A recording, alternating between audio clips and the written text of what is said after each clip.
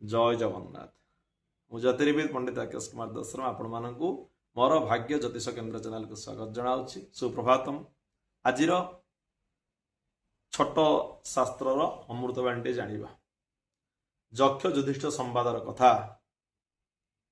जक्ष पचारुछन्ति युधिष्ठिर को ए संसार रे सबुठारु सुखी मनुष्य किए? सेतेबेले धर्मज्ञ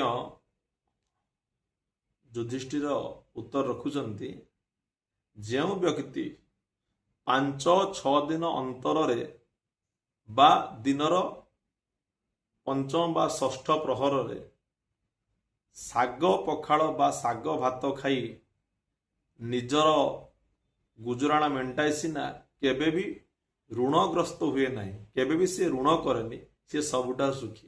तापर आउ गोटे कथा भी कहते जे निजर पेट पाई बा निजको निजर अर्थ रोजगार पाई जो व्यक्ति मातृभूमि को परित्याग करे नाही सी ही सबुठार सुखी बोली कहते।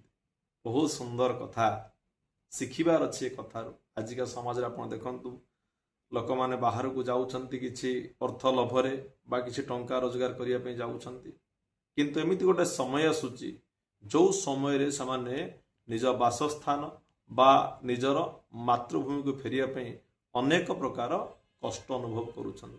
तेणु निज मातृभूमि रे रुहंतु, अधिक टंका आशा करंतु नाही, जतिक आवश्यक सेतिक रोजगार करंतु एवं केबे भी ऋणग्रस्त हुंतु नाही।